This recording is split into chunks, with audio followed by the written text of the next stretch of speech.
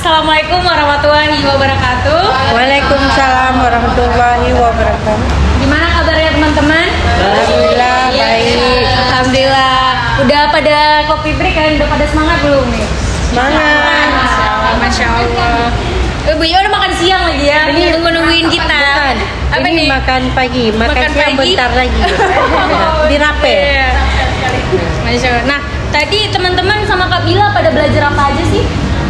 Pada belajar APR, kalau kita APR. mau ambil kredit, Ambil kredit, pinjaman. Terus? macam-macam lembaga yang kita ambil, ada mikro, ada digital. Ada yang lokalnya. Oke. Udah pada ini semua, udah pada sepakat sama penjelasan tadi. Sepakat. Nah, oke. Nah, jadi teman-teman, sekarang kita bakal masuk sesi berikutnya, yaitu sesi D4 yang mana akan membahas tentang bahaya wan prestasi dan terlilit utang. Nah, pada sesi ini kita diharapkan akan dapat memahami apa aja sih sebenarnya bahaya dari wan prestasi yang terkait dengan pembayaran utang dan terlilit utang. Mengidentifikasi apa-apa aja faktor dari penyebab terlilit utang dan perilaku beresiko. Dan yang terakhir, kita harus melihat bagaimana mengidentifikasi cara agar kita dapat terhindar dari terlilit hutang yang serius dan bagaimana jalan keluarnya. Nah, sebelum itu Putri mau tanya dulu, ada nggak yang tahu apa itu wan prestasi? Kemampuan tidak mampu bayar, Kemampuan tidak mampu bayar utang. Oke, benar. Selain itu ada lagi? Ada? Enggak? Nah, kita lihat ya teman-teman. Jadi ternyata wan prestasi itu adalah kondisi seperti yang tadi dijelaskan Bu Syarifah juga, keadaan atau kemampuan tidak mampu membayar hutang atau kita tidak dapat memenuhi kewajiban yang sudah kita terapkan atau kita tentukan pada saat kita berhutang tadi, tapi kita tidak dapat tuh menjalani perjanjian itu. Misalnya kitanya terlambat memenuhi perjanjian yang sudah kita tetapkan tanggal bayarnya, ataupun kita melakukan hal-hal yang dilarang di dalam perjanjian. Nah, sebelum teman-teman lihat lebih lanjut lagi tentang wan prestasi, jadi kemarin Putri coba telepon artis-artis hebat lah dari Dubai ceritanya. Nah, artis-artis ini bakalan kasih nampak nih sama teman-teman gitu kan, mereka bakalan nunjukin suatu peran. Kita sambut artis kita, Bu Lilis dan juga Kak Putri. Oke. Kita kasih semangat, jangan lupa nanti ya setelah maju ke depan ya. Memang pemain sinetron. Wes, memang Pak. Dari Dubai. Dari Dubai. Dari Bali sampai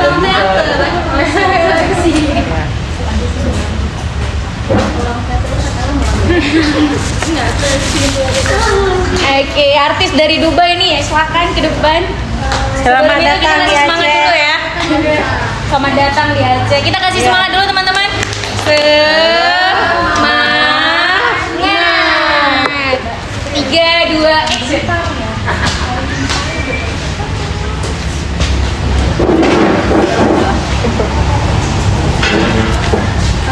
Kak Lilis lagi nonton TV ya? Iya dong. Kenapa kamu lihat? Kak Lilis, kamu lihat Putri ke Bandung? Ngapain? Adalah kayak biasa. Kamu jangan macam-macam ngapain? Aku lagi serius loh, nonton lagi asik-asik. Ini kenapa? Hutang lagi. Gini loh Kak ceritanya kan. Banyak ya alasanmu. Kan ceritanya kan aku suka kalau sama Blackpink Kak. Dia nggak pernah ngecek, ini pertama kali akhirnya dia mau ngecek. Lalu Ini nontonnya.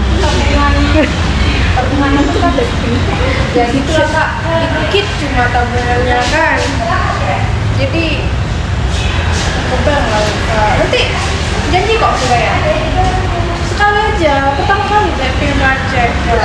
Kamu tuh udah tahu kan, kamu tuh memimpikan dia, tapi kenapa kamu nggak nabung? Kenapa harus minjam? Udah berkali-kali loh. Lah kan sebelumnya beli lightstick, beli album. Iya, tapi kan harusnya kamu mikir. Kalau mau beli sesuatu itu harus mikir. Jangan sampai kamu berhutang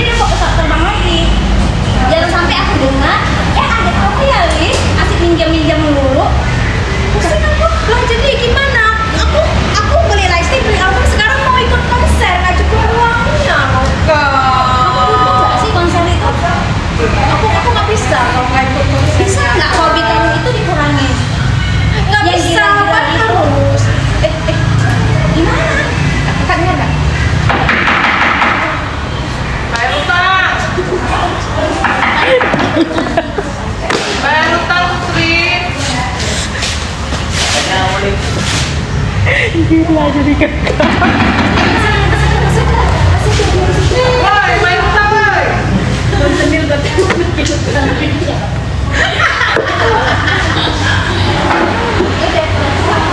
Iya, bentar reaksi temennya.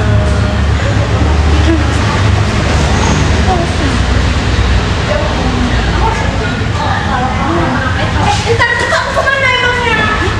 Sini jangan gitu kan. Kamu nanti masih tas sama barang kita. Ini kan nonton loh. Nanti harus nonton loh. Oke sih, kalau ini aku bantuin kamu sekali lagi. Tapi kalau sekali lagi kamu macam-macam Putri, kamu keluar dari rumah ini. Udah nggak Rene? Aku nggak mau tamu lagi kamu Putri. Kamu harus tahu Putri. Sekali lagi ya. Kalau kamu berulang lagi hal yang sama, lihat aja. Aku nggak main-main sama kamu. Kak, bantu bayar sama deh. Masya Allah. Artis kita udah luar biasa sekali ya. Udah Masya Allah kali ya permainannya. Pura deh.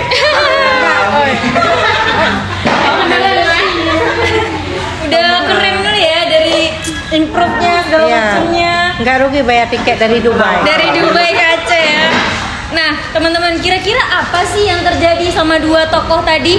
Puan prestasi kan kasusnya. Oh, Terlilit utang. ya terlilit utang. Selain itu, minjem untuk gaya hidup. Mau beli apa tadi? Tiket konser. Tiket konser. Keinginan. Nah, kira-kira apa sih yang ada dalam pikiran Mbak Putri tadi? Apa? Kenapa? Gengsi. Gengsi. Ikutin hobi keinginan. Ikutin hobi, keinginan. Terus makan Instagram. kasih makan Instagram. Oke. Gen Gen Z ya. Bisa dicari, tapi Uang? konser belum tentu. Oh, berarti Nah, kita tetap harus ngambil sekali. pinjaman-pinjaman, yang penting konser dulu gitu ya. Blackpink lagi ya. Blackpink ya, yang penting konser dulu nih. Nah, kira-kira tadi kenapa sih bisa terjadi ngambil duit lagi, minjem lagi? Kan tadi udah minjem dari apa aja tadi? Minjemnya rentenir, bank, terus Mau pinjam lagi tetap ke kawan. ke informalnya. Kira-kira kenapa bisa terjadi pinjem terus menerus tuh kenapa? Karena nggak ada kemampuan bayar. yang menarik. Enggak sebenarnya. Ada Biasanya- sesuatu yang mau diambil gitu ya, Dicapai. tapi pendapatannya nggak ada gitu ya. Keinginan yang tidak diatur dengan anggaran yang benar. Nah, keinginan tidak ada diatur, berarti belum belajar anggaran ya kakak yang tadi ya. Kakak itu udah. Kakak itu udah. Yang tadi aja. Yang tadi yang belum ya. Nah, kira-kira teman-teman tahu nggak dari kejadian tadi kan tadi ibu sebutin kan ada, berarti kakak tadi ceritanya lagi terlilit utang. Apa sih terlilit utang itu? Utangnya udah menumpuk sampai Udah sampai. Penjelasannya, utangnya sudah menumpuk nggak mampu bayar, terus Iya, gitu. Udah. Udah gali lubang tutup lubang. gali lubang tutup lubang. Ada lagi? Daicut? Apa terlilit hutang? Apa ya? Apa? terlilit utang Kondisi atau keadaan terdesak, di mana dia Tidak tetap mampu. mengambil pinjaman terus menerus, tapi dia nggak melihat kondisinya ya. Iya. Kita lihat pengertiannya ya. Rugi orang lain. Saya rugi orang lain. Nah, jadi ternyata terlilit utang itu adalah saat di mana seseorang tidak mungkin lagi untuk mengatasi atau membayar tagihannya, termasuk dari pinjaman bank, dengan tetap mempertahankan kondisi hidup yang layak untuk dirinya maupun keluarganya. Nah, berarti dapat kita lihat bahwa sebenarnya kondisi terlilit utang itu adalah keadaan ketika dia itu udah punya banyak sekali pinjaman tapi dia nggak mampu lagi untuk bayar pinjaman itu. Nah, salah satu cara dia untuk menutupi itu gimana? Minjem lagi kan? Utang lagi. Nah, gali lubang tutup lubang terus menerus sampai nggak tahu kapan. Nah, apa yang terjadi ketika dia melakukan hal itu terus menerus? Keluarganya juga bermasalah kan Iya, jadinya. jelas. Kenapa nggak tenang? Berarti Iya. kehidupannya yang stabil tiba-tiba tergoncang. Iya. Kayak kisah tadi, kakaknya lagi enak-enak duduk di rumah, TV Iya, mau lagi diambil. nonton Korea lagi. Iya kan, lagi nonton film Korea. Tiba-tiba datang rentenir, banyak hal-hal yang akan terjadi ya ketika kita terlilit hutang ya. Nah, teman-teman pernah nggak punya sesuatu seseorang atau pengalaman nih tetangga lah, dari keluarga atau mungkin dari diri kita, nauzubillah, atau dari siapapun yang terlilit hutang, ada nggak kisahnya? Ada Boleh banyak. berbagi? Boleh.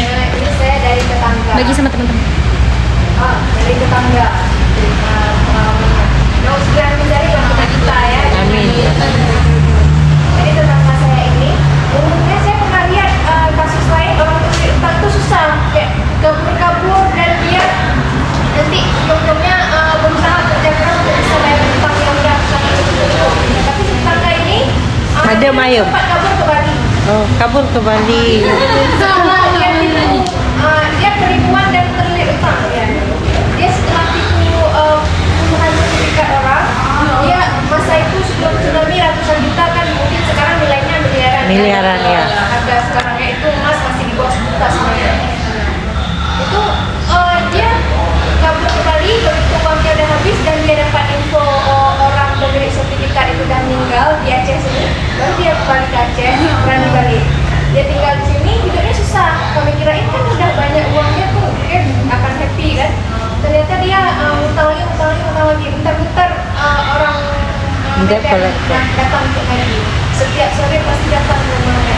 Dan kadang kayak seminggu sekali, selain orang ini, dia ada kayak orang kredit barang, beli kasur, beli orang lain, pokoknya semuanya sebab utang gitu. Nanti dia utang tempat lain lagi. Kalau utang nggak mempan, akhirnya tumbuhlah kriminalitas. Dia lakuin penipuan. Jadi kalau kredit utang ini bisa lahirkan kriminalitas juga. Ya, keadaan terpaksa. Jadi itulah contoh dari sekitar daerah. Makasih Kak Putri udah mau berbagi. Ada lagi? Biar kita Ada. rangkap semua. Jadi dulu kan punya saudara.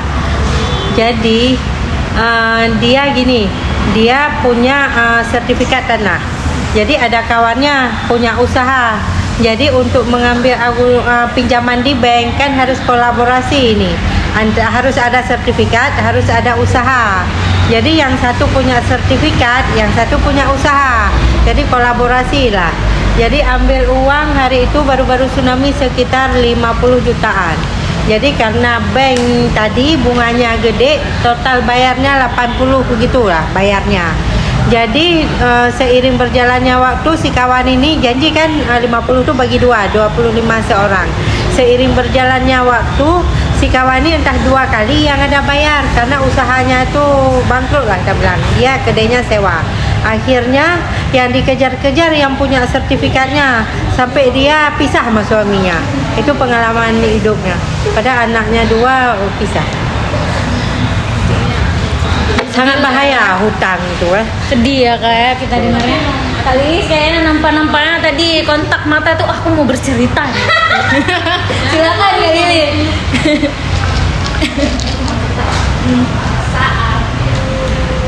Selesai kuliah. Selesai kuliah aku. Kenal cowok. Dah. Kasih duit. Ceritanya kasih duit. Cowok baik. Dah. Senang dong kita. Maksudnya, aduh sebulan dikasih 1 juta. Waktu itu 1 juta tuh untuk jajan banyak kan. Dari 2 bulan kenalan udah dapat 2 juta. Setiap bulan tuh dia kasih. Kan? Ternyata bulan ketiga karena dia udah ke Malaysia, dia minta balik duitnya. Ya Allah. Kan setelah dia minta balik dari posisi itu aku baru selesai kuliah dan gak ada kerjaan dan gak ada uang. Bilang ke orang tua kena marah dong. Iya kan? Tahu nggak? Diam-diam tuh aku mengambil buku sepeda motor. Ini ke Mandala, pinjam duit untuk bayar. Karena kenapa ancaman dia itu waktu itu saudara kali baru dibunuh di dalam mahkamah kan? Jadi dia cuman waktu itu SMS, dia nggak BBM, dia SMS waktu itu. Dia bilang kayak gini, kalau kamu nggak ada uang sampai malam ini habis maghrib, lihat aja ya apa yang shock dong.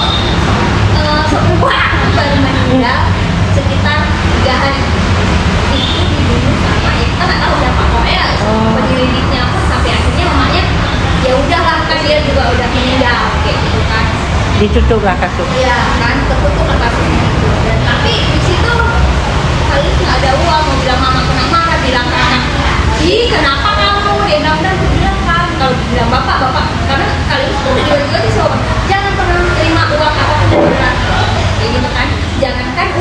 dikasih bisa minta balik kan itu ya pinjam. Nah, akhirnya kami cuma bilang kayak gini, waktu dalam hujan itu kan aku lagi pulang nangis gitu kan, habis selesai maghrib tuh, Tuhan tolong mudahkan aku untuk dapat uang bayar, karena aku habis udah ngambil di apa di Mandala itu kan. Akhirnya besoknya lulus kerjaan dan gajinya katanya cuma 1.300.000, tapi itu tengah posisi waktu itu 1.300.000 bisa ngikut setiap kerja bawa bekal kan, setiap kerja bawa bekal, jadi orangnya heran dia tuh nggak pernah bawa bekal, bawa bekal kayak gitu kan, karena saking aku harus bisa bayar itu kan, cuman enggak perlu sampai gimana kali enggak, tapi akunya yang melarat ya kan, akunya yang melarat, jadi dari situ pengalamannya aku ngambil kalau kenal orang misalnya bocor ya udah first time juga ya, kalau dia mau traktir silakan, enggak mau ya pokoknya speed deal aja, karena aku nggak mau nanti tiba-tiba dia itu ya minuman kamu tadi aku nggak mau lagi, udah cukup sekali. Udah trauma berarti ya, masih teringat ya? Iya. Oh, alhamdulillah. Karena temanku bantuin waktu itu dia nggak pinjamin uang, tapi dia kantornya ngasih kayak kwitansi kayak gitu bahwa harus bayar dan ngakuin tabungan yang dia kirim. Jadi kita benar-benar mau bayar, tapi dia nggak berani ngambil sendiri, dia suruh adiknya. Makasih ya teman-teman, tadi udah pada bagi semua. Amira nanti kena cowoknya poinnya cukup gede ya Mira. Pertama kita harus hati-hati sama siapa yang kita kenal. Apa yang kemarin kita nggak quotes kemarin? Berteman boleh dengan siapa saja, tapi memilih itu harus. Itu poinnya ya. Nah tadi kita udah dengar nih dari ketiga pihak gitu kan, bahwa ternyata banyak sekali konsekuensi yang terjadi ketika terlilit hutang. Nah dari Kak Lilis nih, Kak Lilis kan mengalami sendiri nih kondisi yang sangat tidak mengenakan tadi ya. Gimana perasaannya Kak Lilis pada saat itu? Iya, shock lah. Shock. Oh begini ya, di situ aku percaya omongan dari nenek entah dari omongan orang tua. Jadi dia cuma bilang kayak gini, menyiapkan roh aku tuh. Menyiapkan roh, mendunggo. Iya. Kayak itulah. Aku pernah ngerti juga tak ada. Jadi setelah itu harus mikir, oh iya juga ya, oh iya juga ya. Jadi di situ aku udah nggak mau percaya kayak gitu. Maksudnya sekarang banyak, mau nggak jangan sama ini jabatannya ini. Aku udah nggak mau peduli. Karena kenapa teringat? Itu masih teringat. Bekas itu teringat. Aku harus cari semuanya sendiri. Kalau kamu emang mau cari provider ya kamu juga harus jadi provider dulu. Jadi mindsetnya jangan kita minta sama orang sedangkan kita nggak bisa memberi apa-apa. Itu jadi udah ada ini, jadi ada teman dia pacaran udah lama dari SMP sampai cowoknya udah kerja dan kawan Icut kuliah sama Icut, jadi udah lama pacaran karena cowoknya udah kerja juga. Jadi karena nemenin dari nol lah gitu, jadi cowoknya tuh suka ngirim uang, jadi di akhir-akhir semester rupanya putus. Udah 9 tahun pacaran putus, cowoknya nggak lama nikah, 6 bulan setelahnya nikah. Jadi kan karena dia udah selalu mungkin dari mamanya dapat kiriman, kebetulan bukan orang domisili Banda Aceh, jadi dari orang tuanya dapat kiriman, dari cowoknya dapat kiriman, terus tiba-tiba putus kan nggak ada kiriman lagi. Jadi mungkin sebenarnya kiriman dari mamanya tuh cukup, cuman karena selama ini ada yang memfasilitasi, jadi gaya hidup kan udah tinggi kan, terus tiba-tiba nggak ada, mungkin agak terkejut. Sebenarnya kiriman dari orang tuanya juga Lumayan. kalau nggak ada ditambah dengan embel-embeleng itu mungkin udah cukup gitu, cuma karena lifestyle udah tinggi jadi jadi dia pinjem sama Icut, dan Icut kira tuh cuma sama Icut, jadi kan Icut nggak berani cerita sama orang, sedangkan dia bilang udah sebulan, 2 bulan, 3 bulan nggak ada kayak gitu kan. Habis itu Icut pernah, karena Icut juga butuh, kemarin itu kan kita transaksi dari BS, perpindahan dari konven BRI. ke BSI. Jadi kan nggak kebetulan Icut hilang ATM-nya kayak gitu, jadi nggak bisa ngurus ke BSI. Jadi kan duitnya stuck, dan kita harus ke Medan kayak gitu. Jadi nggak ada duit lah tabungan tuh tadi. Jadi minta lah utang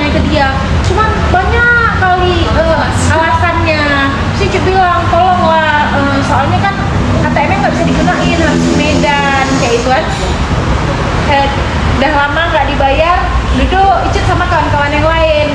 Icet nggak mau lah cerita kayak gitu karena kan itu kawan juga nggak enak kan, privasi kayak itu aib juga kayak itu.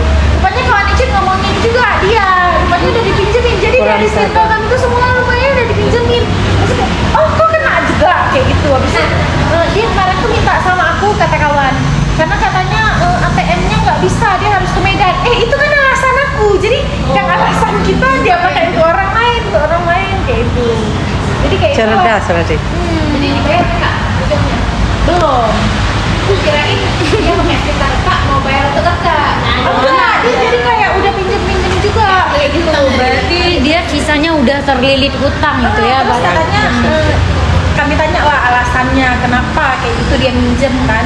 Rupanya dia main julo-julo, kawan yang pengen julo-julo ini bawa lari uang. Uang. Jadi dia nggak ada uang. Terus kayak pokoknya alasannya itu Udah banyak kayak masuk akal lah. Jadi utang itu memang sangat-sangat tidak menarik untuk Iya. diikutin. Berarti kondisi-kondisi yang tadi teman-teman ceritain itu cukup lumayan berat ya buat Iya. kita hadapi ya, dan ternyata terlilit hutang itu juga bisa menyebabkan sekitar-sekitar kita itu Iya. jadi kurang respect sama kita, hilang Iya, kepercayaannya betul. sama kita Lumayan. kan, dan dari kondisinya kita sendiri juga kurang tenang, rasanya was-was terus gitu ya, diteror terus, Iya. tapi kita yang memberikan pinjaman juga nggak tenang. Kenapa? Karena uang kita yang kita Iya, kasih gitu betul. kan. Iya. Nah, kira-kira nih teman-teman, apa aja sih sebenarnya faktor-faktor yang bisa menyebabkan terjadinya terlilit hutang? Nah, Putri minta teman-teman nanti dibagikan sama Kak Gua, tolong tuliskan masing-masing 3 faktor apa aja penyebab terjadinya terlilit hutang. Nanti langsung ditempelin ke depan ya. Yang tadi itu syukur cowoknya nggak minta bayar. Iya. Kakak letting saya di kos dulu diminta bayar. Asal pulang sekali jalan. Cowoknya Kak yang pergi. Iya betul. Tapi iya betul juga kayak Lilis. Ini ceweknya minta putus, diminta bayar. Ayahnya harus jual kebun satu untuk bayar utang anaknya. Jadi yang kawan Icet ini bapaknya kawan mama juga. Icet udah sampai cerita ke, Ma, dia kenapa lah kayak gitu, ini. Padahal bapaknya tuh, maksudnya ada juga lah jabatannya gitu. Berarti itu Iya. Sekarang dia udah nikah.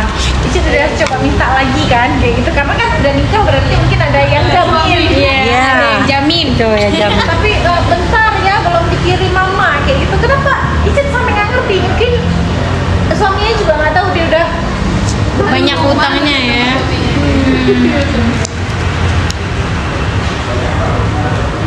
jadi Perasaannya Kak Icet gimana? waktu dia nikah kami kan udah janji, dia kan orang luar kota lah.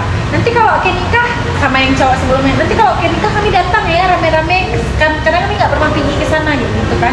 Pulang Kejeren kan sekali-sekali Iya. dia emang kan gitu bareng-bareng. Terus waktu dia nikah nggak ada yang dia undang, tapi nggak ada yang datang. Karena udah kecewa ya. Iya. Jadi kan itu faktor juga ya. Faktornya.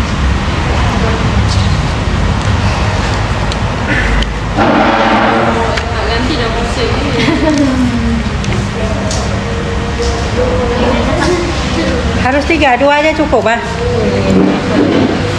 Udah siang. Siang.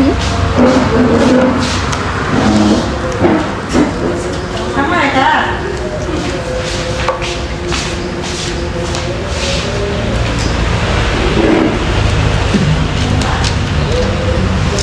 Terus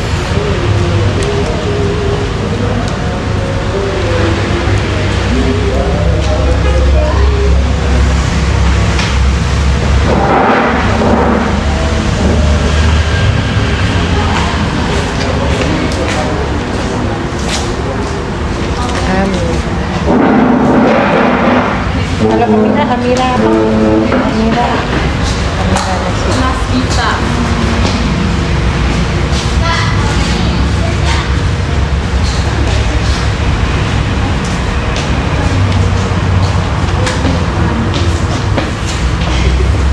Dia ada orang yang kayak gini, dia ada uang. Tapi dia kalau ngeluarin uang dia sendiri, dia kena pinjam. Boleh nggak ini? Kita bahas sebentar aja ya. Ada kasus. Ada banyak. Kalau kayak gitu. Dia ada uang. Dia ngeluarin uang bayarin belum gitu kan. Diem aja.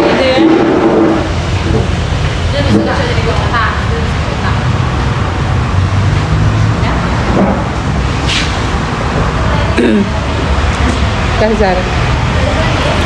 Lilis ada jemputan? Iyalah. Bocilnya keren. Telah dijemput sekolah minta masuk salon. Enggak kewam bocil kita. Itu telah dijemput sekolah minta masuk salon. Itu bocilnya.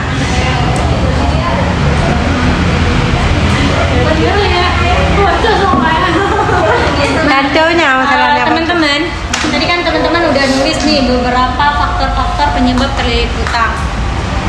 Nah, teman-teman tahu nggak faktor terlilit utang itu dibagi berapa kelompok?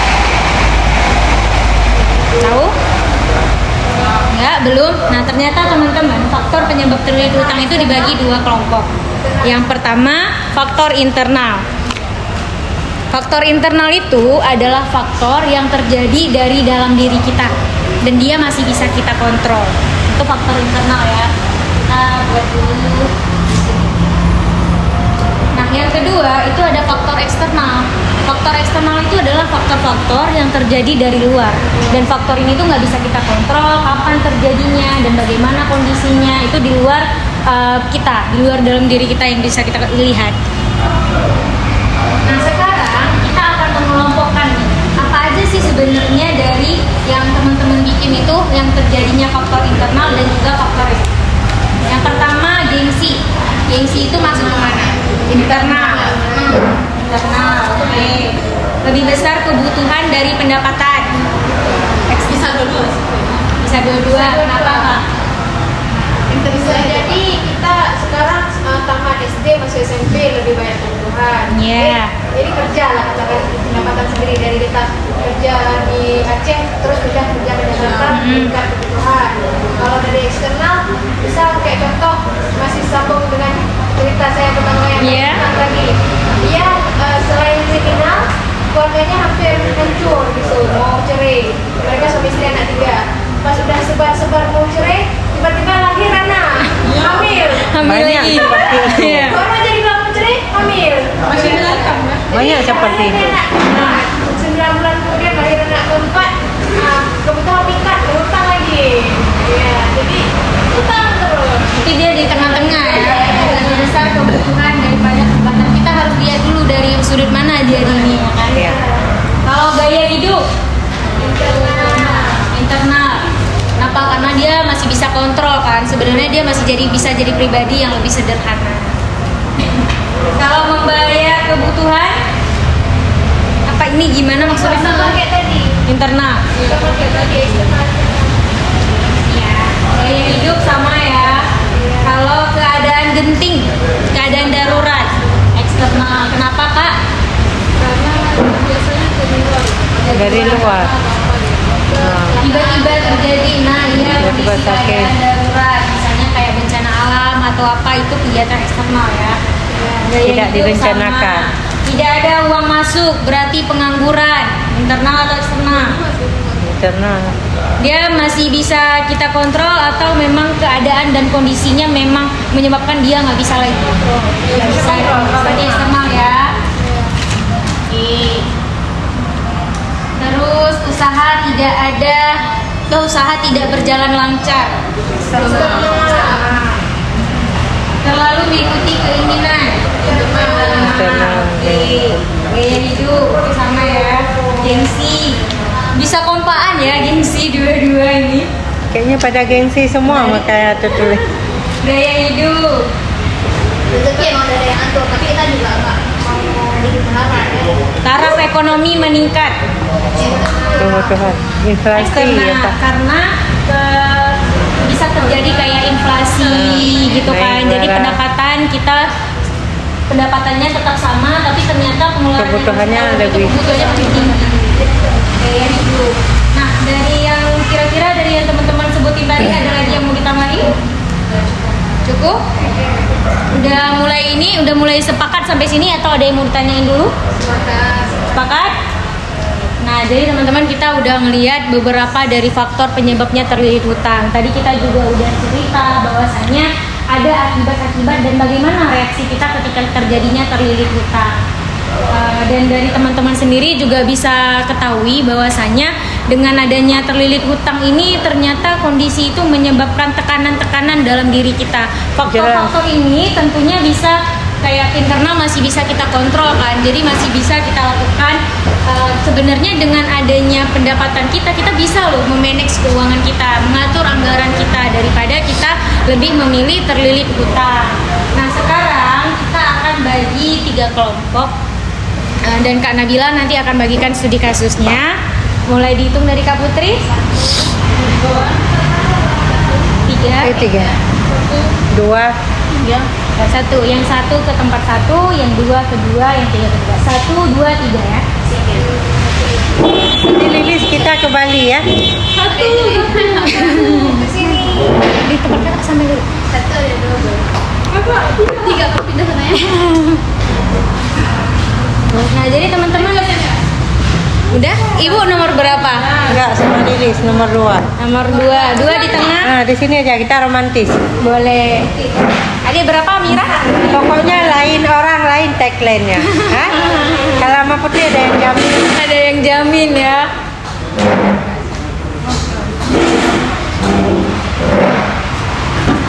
Nah, jadi tadi teman-teman Kak Nabila ada sempat menyampaikan kan kalau misalnya kita punya berapa idealnya ketika kita meminjam 30% ya. Nah, jadi teman-teman harus lihat nih berapa ideal sebenarnya kita bisa meminjam daripada pendapatan kita.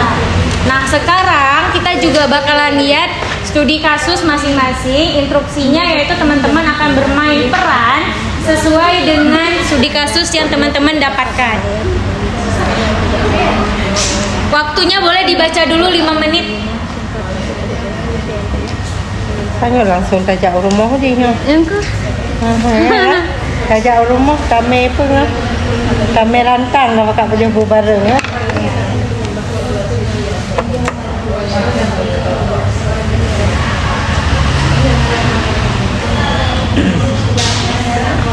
Kami keren kali gitu. Kena yang enggak. Yang dua ada. Itu dari mana janji yang rumput-rumput sana. Ya kan?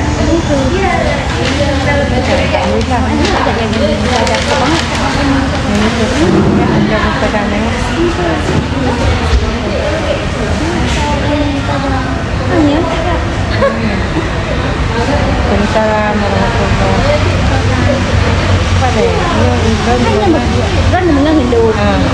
Enggak mau kamar dan apa berubah. Mau diangkat telepon. Tapi memang berarti kita kan sejauh ini kalau kita manusia merdeka, kita dengan bunyi HP aja ini kan nomor baru masuk, mau nomor baru mau apa angkat saja. Tapi kalau orang-orang tertentu kok tiba-tiba beda nomor, kadang kita butuh apa misalnya kita habis mati, pinjam HP kawan sebentar, nomor nggak ada angkat sampai mati boleh telepon. Ya kan? Ada sangkut-sangkut. Jadi kita jadi manusia merdeka, alhamdulillah. Semoga. Oke, selesai. Selesai. Udah? Kelompok 3 udah? Udah. Ada yang mau nampilin pertama? Oke. Dari kelompok berapa nih? 2. Kelompok 2, boleh. Kelompok 2 dipersilakan. Ini dari lupa. Sebelumnya kita kasih apresiasi positif dulu ya, energi positif kelompok 2 ya. Sini Kak. Ayo teman-teman kita kasih energi positif dulu. Bisa. 3, 2, action.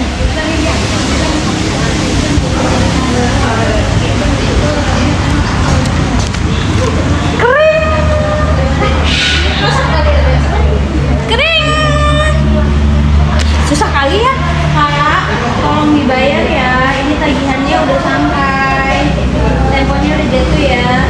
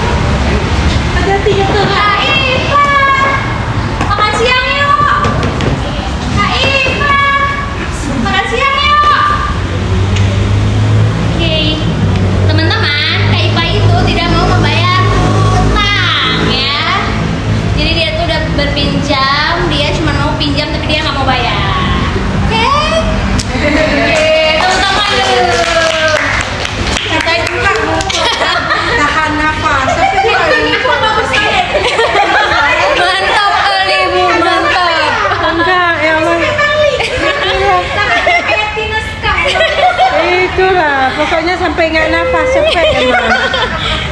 Tadi apa dari kisah Kak Lilis sama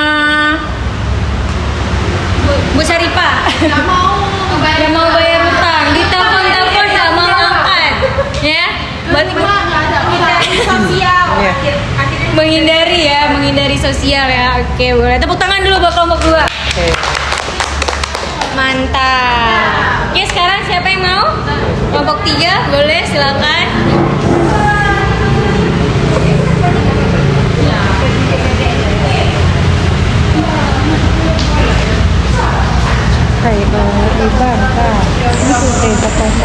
Kita kasih energi positifnya teman-teman.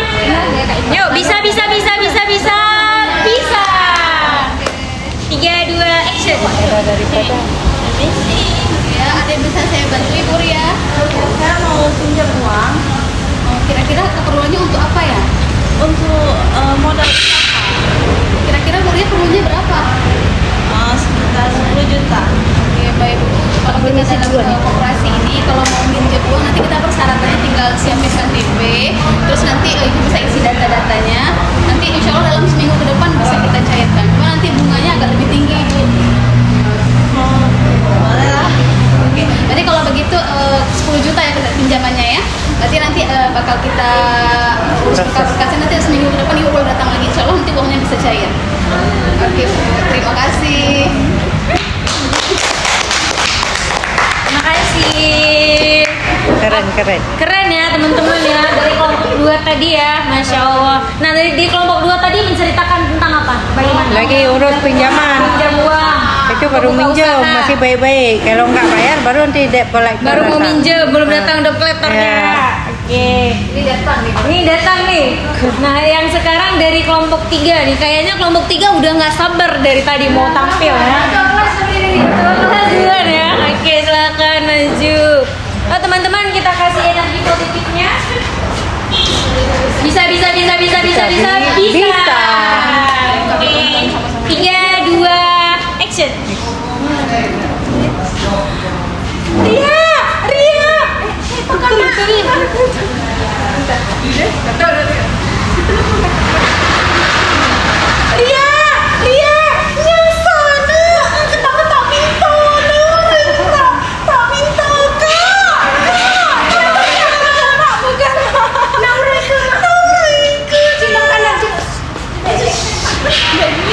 Ya Allah, Mak. Bang John yang jauh utang kilo nuranya.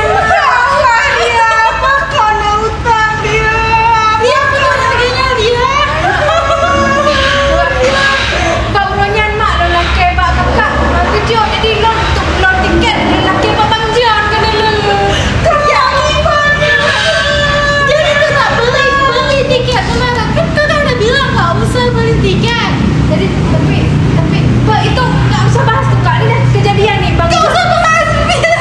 Bang John nih pokoknya tolong kali kak. Pokoknya Bang John ini kan ada nggak ada hari ini apa aja pasti akan disetel. Jangan mak.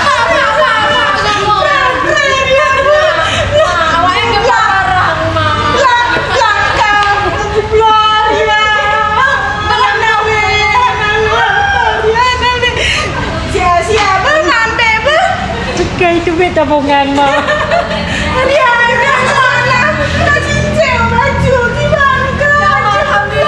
Padahal cincin mahal mak. Bukan awaknya kayak parang gue. Ada rame pasukannya.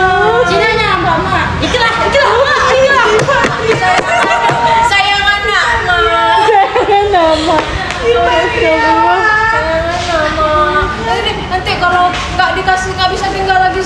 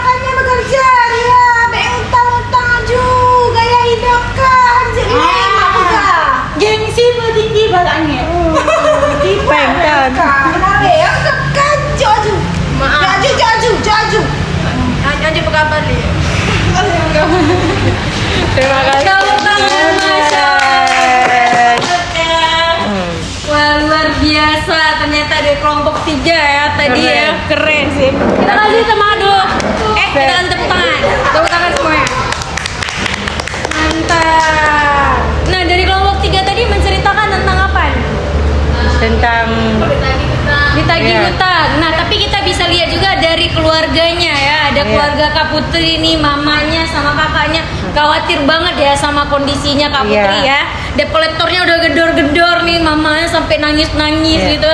Jual aset ya, banyak emasnya ya. Iya, akhirnya Sampai harus keluar jual ya. emasnya ya untuk pembayaran utang Kak Putri Iya, ya. iya. Sini-sini. Udah mau nikah atau untuk apa tadi uang pinjamannya? Kan tiket kayak Ya, tiket konser yang tadi. Nggak jadi ke bank, ambil di depan. Oh, Masya Allah. Ternyata Kak Putri banyak juga ya di kisah tadi. Keren. Bukan di aslinya. Lanjut. Episode berikutnya. Oke. Nah, Kak Putri tadi ketika minjem uang lihat keluarganya paniknya, nangisnya, sedihnya, lagi khawatirnya kondisi genting-genting ya, kayak mau buka pintu masuk ke ke jurang, nggak buka pintu juga lihat keluarga jantungnya deg-degan. Gimana sih perasaannya ketika terjadinya kondisi itu? satu sisi kasihan, Satu sisi kasihan. kan mama dan kakak. Hmm. Satu sisi lagi, Bukan cepat lunas kan langsung satu ke sisi lagi ini. bersyukur kali mama yang langsung saudara. Di satu sisi kasihan, di satu sisi senang gitu ya. Kalau nggak dikasih izin udah ketahuan mau pergi. Kalau nggak datang, Sama Bang John ya, dekorator itu ya.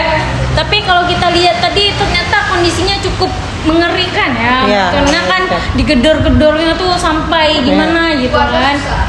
Keluarganya jantungnya dek dek dek dek gitu kan. Sempat nggak terpikir Kak kalau misalnya kejadian itu tuh bisa menyebabkan hal-hal yang nggak kita duga dalam keluarga kita. Misalnya nauzubillah ya. Dimana kalau kondisi keluarga kita nggak stabil keuangannya. Kalau tadi kan mamanya bisa jual aset. Nah kalau nggak bisa jual aset gimana kondisi keluarganya? Perasaannya gimana? Kalau misalnya ada yang sakit, mungkin yang sakit berat orang tuanya itu gimana tuh? Terpikir nggak kalau dari teman-teman? Iya. Gimana? Terpikir. Mungkin kalau dari Skenario terburuk pasti kita nanti dari terlantar tempat tinggal nggak ada. Iya. Sedangkan sandang pangan papan itu bukan Harus dipenuhi. Iya. Iya. Jangan sampai jangan Iya. takut baru ya. Jangan karena terlilit hutang jadi terlilit tali ya. Iya. Itu tagline hari ini. Tagline hari ini ya. Hari ini ada tagline lagi. Jangan sampai gara-gara terlilit hutang jadi terlilit tali. Itu nggak boleh ya. Dan kalau dari rentenir banyak untungnya banyak kegiatan kriminal. Jadi kegiatan kayak contoh mungkin ada yang kalau misalnya emang pergaulannya udah lewat, mereka kedoknya belum kita bikin asuransi jiwa. Jadi asuransinya penerima manfaat pihak rentenir. Awalnya ada yang ini, ada yang jual organ juga. Iya Allah. Ngeri ya. Ngeri ya kan. Padahal dengar biasanya di tempat lain nah. Makanya kalau bisa jangan pernah mulai coba pinjam sama rentenir. Bahaya kali. Mau segimanapun kondisi kita ya. Ada orang daerah yang Ijun kenal, nggak kalau Banda Aceh sih nggak tahu, tapi di daerah Biren ada tuh kan pergi sama saudara, habis itu ketemu orang kayak gitu kan.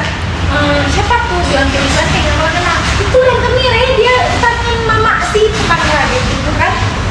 Kok ada rentenir nih, rupanya kirain udah nggak ada lagi, itu udah saya udah lama kali, rupanya masih ada yang ngambilnya sebulan, bayarnya Iya. ada yang ngambilnya per minggu, bayarnya per minggu, ada yang kayak gitu.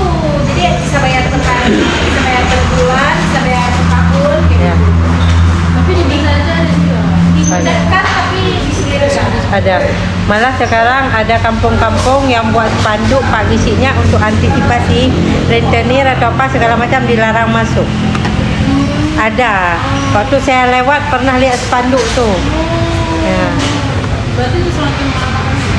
Saking maraknya. Ya bener ya seperti Kak Arifa bilang ya, saking tingginya tingkat pemberi pinjaman tapi dalam hal yang kurang baik lah, maksudnya kayak rentenir tadi banyak lah negatif-negatif dan konsekuensi yang bisa dia timbulkan ya.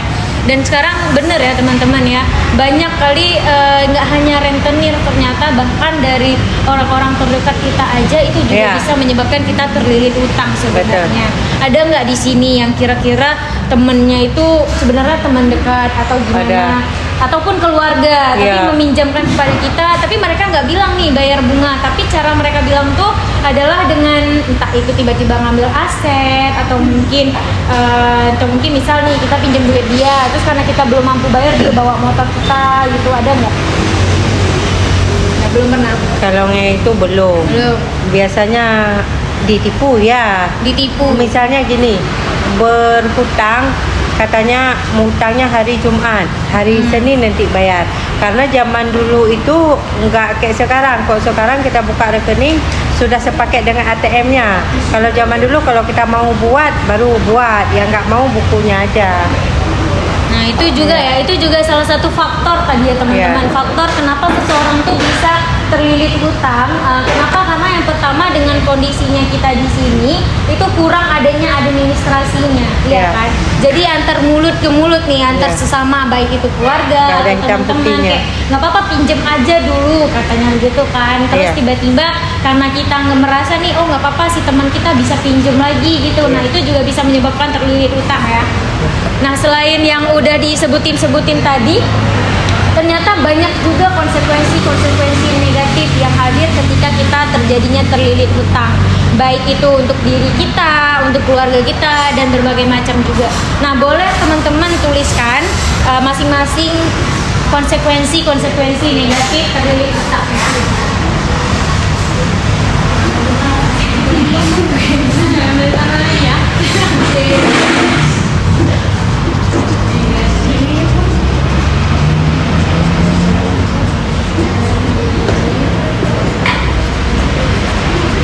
Oke, boleh keluar dulu.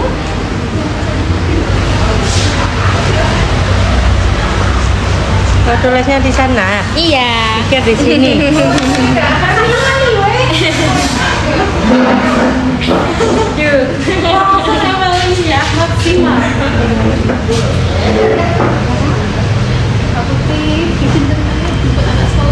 Kayak Tiara. Iya.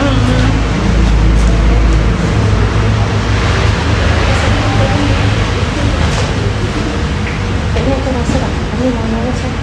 Itu tidak punya. Masa nggak ada masuk? Nggak, itu yang nomor 2.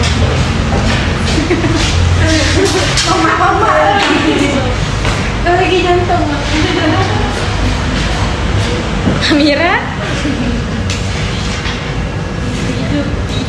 Tenang gitu. Ya.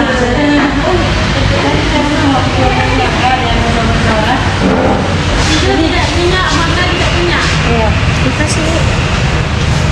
Ini mau tidur pun nggak ada yang bangunin, saking tenangnya. Ayo kak, assalamualaikum. Apa ada pusing? Ih, adik pusing ya lihat. Dibuka. Ada deh. Semua jawabannya benar. Bunuh diri. Bunuh diri ya beda. Kayaknya beda. Keren. Kakaknya dibunuh, adiknya bunuh diri ya. Kak, gini, adiknya lihat lu kakaknya masih hidup ya. Lihat, kakaknya dibunuh. Padahal tips tadi ya. Iya, Tadi kan? apa? Jangan sampai terlilit hutang jadi terlilit tali. Terlilit tali. Ternyata ada juga ya terlilit tali, dia bunuh diri nih, udah disebutin sama Iya. Amira. Cek kondisi kakak dulu. Iya. Ya, cek dulu bener. kakak gimana keadaannya. Mas, iya, memang vibes-nya tergabung ini ya, luar biasa. Soulmate banget ya. Aduh. Eh,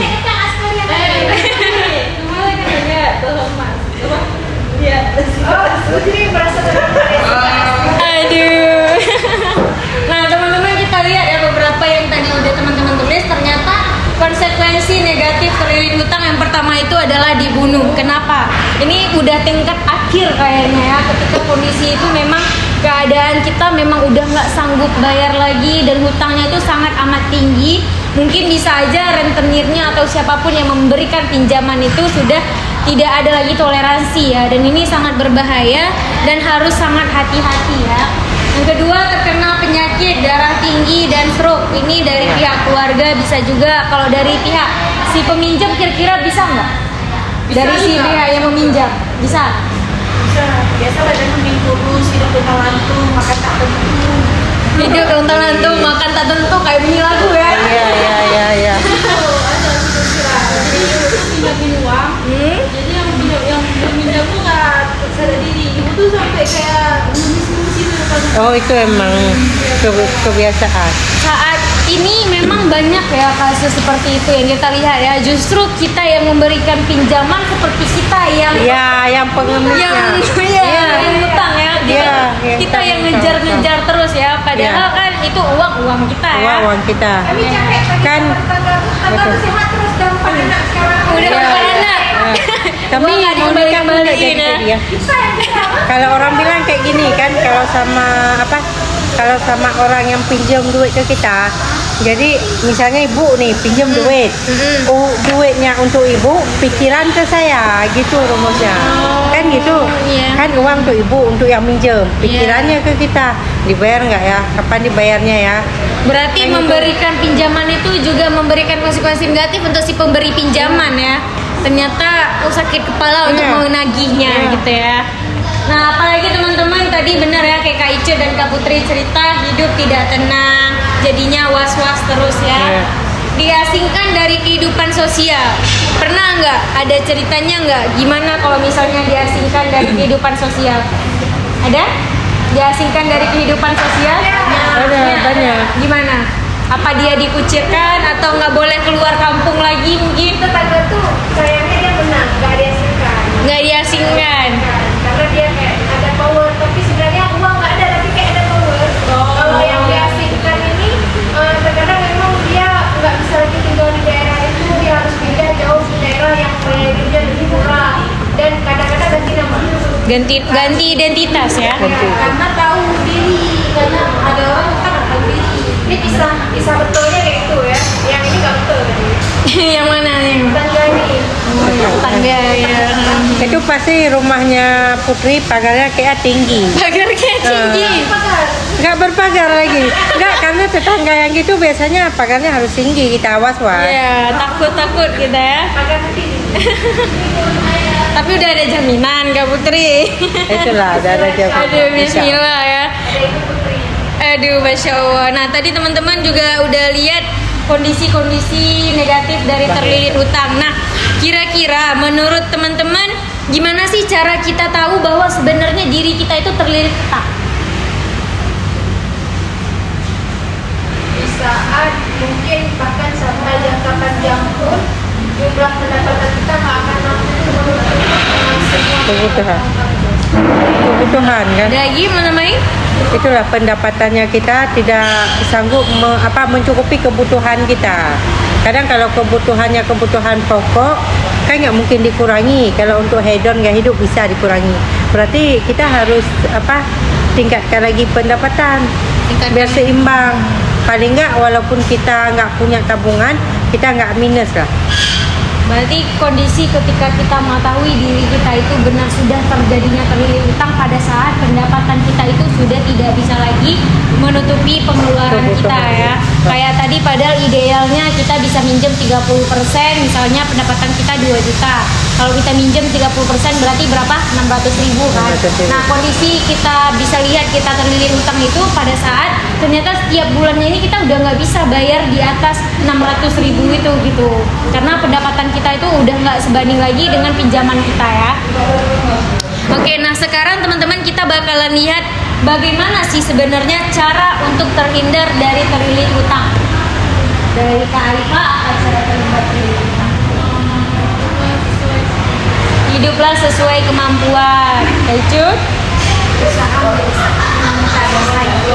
Berusaha menjadi sekjo. Berarti kita harus meningkatkan pendapatan kita ya Iya. untuk membayar terhindar dari hutang.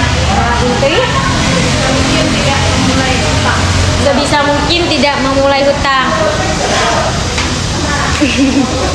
Lihat kakaknya. Lihat kakaknya. Langsung dapat Kode dulu jawabannya. nih Kak, apa ya jawabannya gitu ya? Jadi bilang sesuai gaya hidup pendapatan. Jangan banyak Jangan banyak jajan, jangan jajan. Justru adanya bilang kakaknya yang banyak jajan, gimana tuh?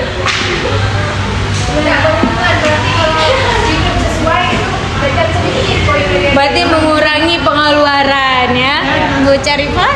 Ya lebih kurang seperti yang sudah disebutkan. Maksudnya kita kalau bisa sedini mungkin, maksudnya jangan berhutang. Tapi kalaupun terpaksa berhutang, hutang itu jangan dipakai untuk konsumtif, berusaha.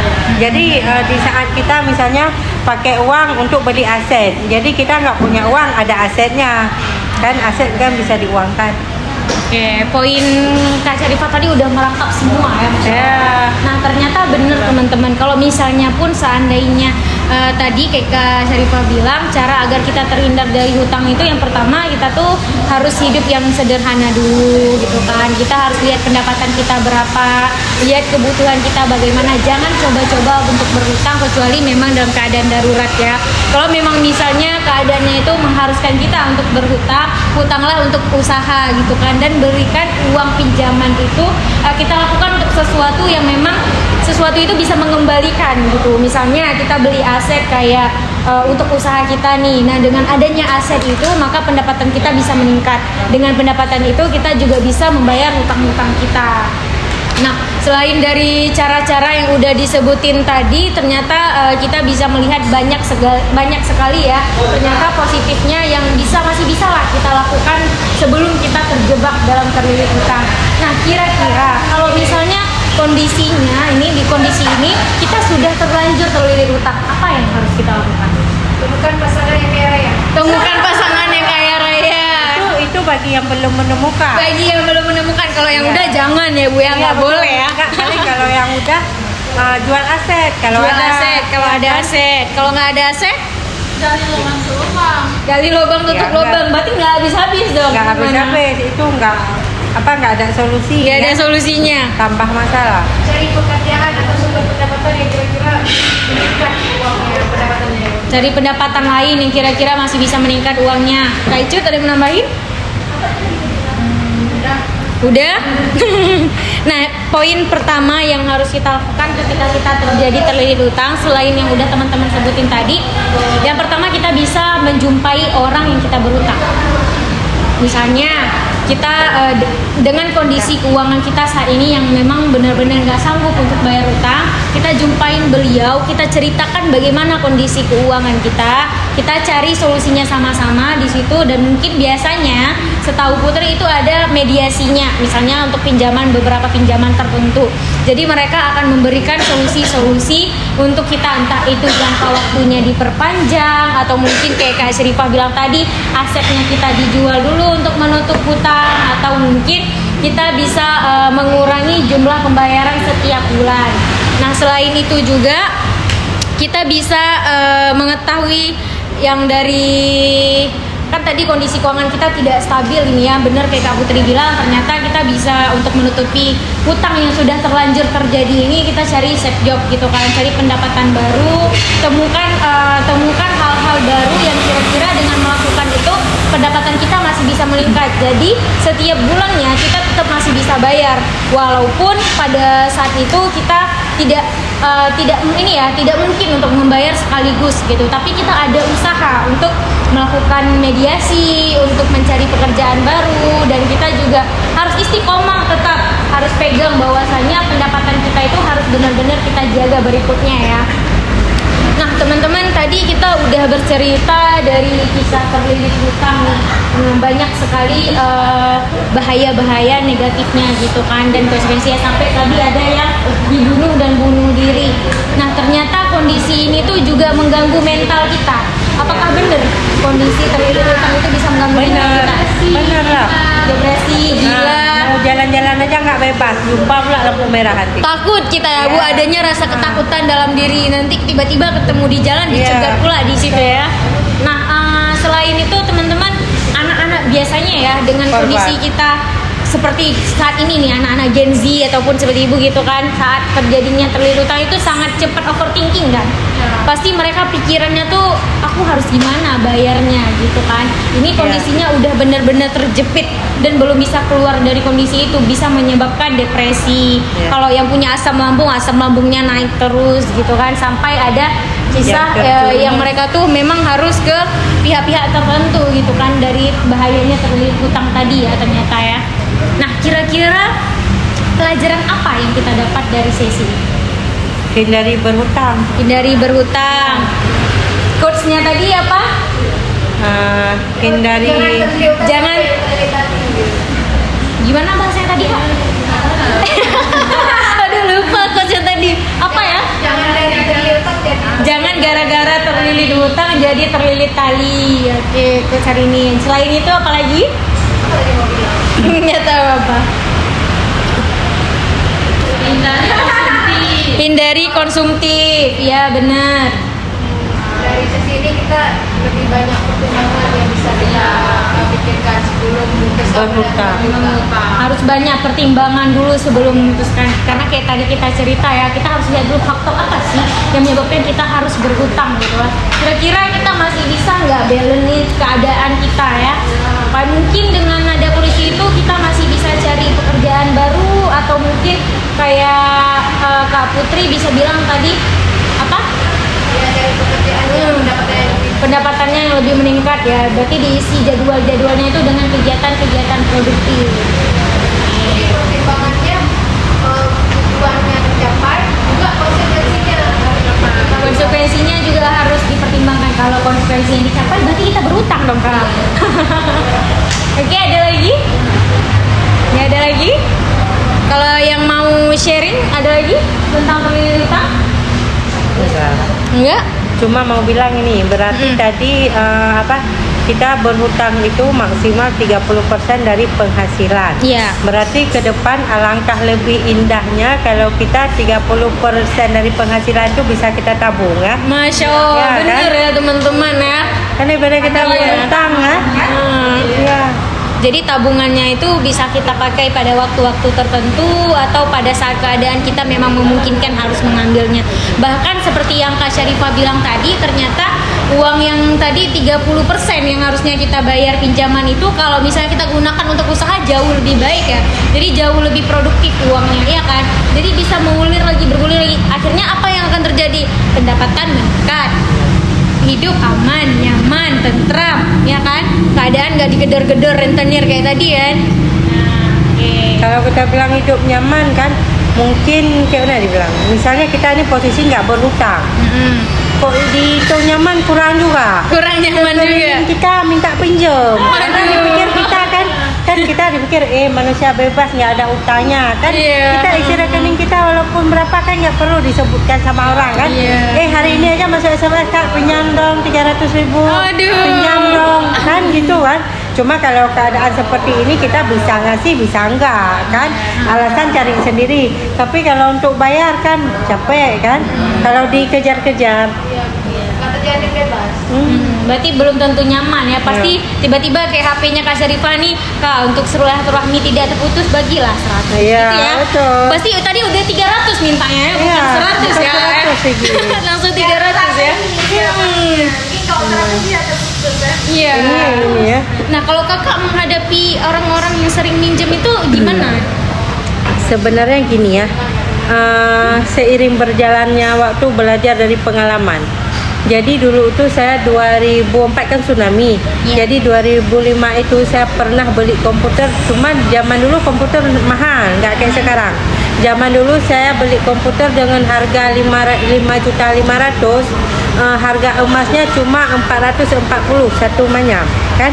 Jadi saya dari hasil komputer itu saya nabung. Pernah itulah yang dipinjam saya beli emas satu manyam. Padahal emas itu sudah saya persiapkan, saya kan mau wisuda nih. Saya persiapkan jika nanti pas saya wisuda saya nggak ada uang lain untuk makan kawan-kawan, untuk beli kado dosen pembimbing, dari situ. Cuma itulah orang yang minjemnya akhirnya impian saya buyar. Cuma seiring berjalannya waktu ya kita lebih hati-hati, lihat-lihat orang waktu ngasih. Kok dia minta 300, kita kasih 50.000 ongkos mintanya aja. Seikhlas saja. Berarti Lebih tadi menghilangkan impian kita juga Iya. ya, gara-gara orang Iya, berhutang ya Kak betul. ya. Ya, betul.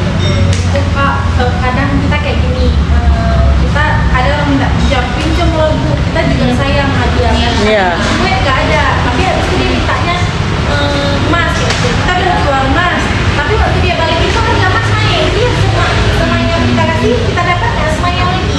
Jadi Iya. kalau memang ngutangin kasihlah yang sesuai nilai. Mas, ayah. Sebenarnya emang begitu. Jangan ganti senilai duitnya. Oh enggak. Nah itu tadi juga poin ya Kak ya, bahwa sebenarnya ketika kita meminjamkan sesuatu kan kemarin kita kan belajar nih Iya. ada akad pinjam meminjam kan, dan kita juga punya tanggung jawab kan. Nah kalau misalnya kita lihat dari akad pinjam meminjam, berarti untuk kedepannya pelajarannya ketika kita meminjamkan emas, di situ kita sampaikan juga bahwa dia juga harus membayar dalam Emas. bentuk emas dan dengan jumlah yang kita berikan. Jadi kedepannya mau itu harganya naik atau enggak, emas kita tetap sama, ya kan? Oke. Nah kalau yang dari kira-kira kalau yang cerita tadi ya, jawab punya Kak Arifah, tadi kan ada tuh teman-teman dia nggak mau bayar tapi lebih suka minjem kan. Kalau misalnya kita lagi duduk nongki bareng-bareng nih, pura-pura diem aja lah gitu dibayarin, atau enggak bayar dulu gitu kan. Nah itu apakah ketika dia menumpuk utang-utang itu juga disebut terlilit utang? Dia Disebut terlilit utang mungkin enggak ya. Tapi kalau nanti dia ajak nongki atau apa lagi, kita lihat dulu isi dompet kita cukup enggak kalau kejadiannya terulang lagi. Atau ada juga orang yang ini, oh kayak menghindar, nanti kayak cerita tadi yang diasingkan dari kehidupan sosial. Kadang orang mau nongki nggak usah ajak dia. Kan akhirnya gitu, kalau udah enggak masalah kalau sekali dua kali harap maklum. Tapi kalau itu udah lama kelamaan udah jadi penyakit, bahaya kan. Mungkin tergantung juga dia kalau dilihat dari pendapatannya atau kemampuannya dari jangka waktu pendek atau menengah atau mungkin bisa jadi panjang juga standar kesepakatan dia itu ada kemampuan bayar nggak kalau masih tertutupi utangnya mungkin belum dinilai kredit utang. Kredit. Kalau udah dinilai semua utangnya lebih tidak kredit utang kayaknya. luar biasa. Buat lagi? Udah. Udah? Udah deh? Udah? Udah. Oke, sekarang kita mau lihat apa pesan penting ketika kita terlilit utang. Pesan penting yang pertama berarti saat kita mau meminjam uang itu kita harus melihat dulu kebutuhan kita. Nah secara efektifnya itu kita lihat nih, kita mampu nggak untuk melunasi uang kita tadi ya. Itu yang pertama. Terus yang kedua, jangan sampai meminjam untuk membayar hutang.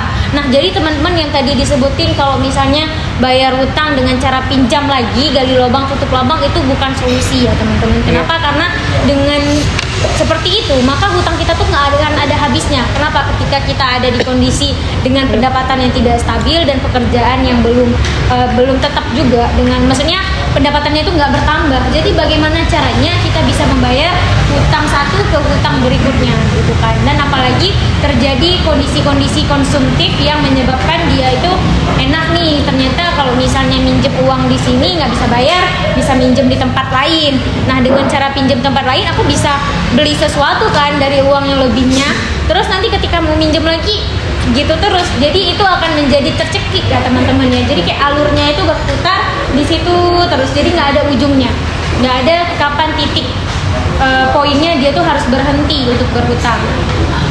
Nah yang terakhir, uang yang dipinjamkan ke kita itu bukan milik kita. Seperti yang kita pelajari kemarin bahwasannya ada tanggung jawab yang harus kita terima ketika kita meminjam. Berarti ketika kita meminjam kita harus membayar sesuai dengan kesepakatan dan perjanjian kita. Kapanpun itu terjadi, walaupun kondisinya pada saat itu kita pinjam tapi kita nggak punya nih, nggak berhasil uang yang kita putar itu, kita tetap memiliki kewajiban untuk membayar hutang itu ataupun kita menyampaikan bagaimana keadaan kondisi kita. Oke. Sampai sini ada pertanyaan? Enggak? Oke, terima kasih untuk teman-teman semuanya. Tepuk tangan dulu untuk kita semua. Mantap. Oke, Putri akhiri pada sesi akhir ini. Sekarang kita break makan siang dulu. Masuk lagi jam 2 mau atau jam kesepakatannya gimana teman-teman? Ini setengah 2. Masuk jam 2. Kesepakatannya gimana? Jam 3.9 ya. Jam kami kurang makan.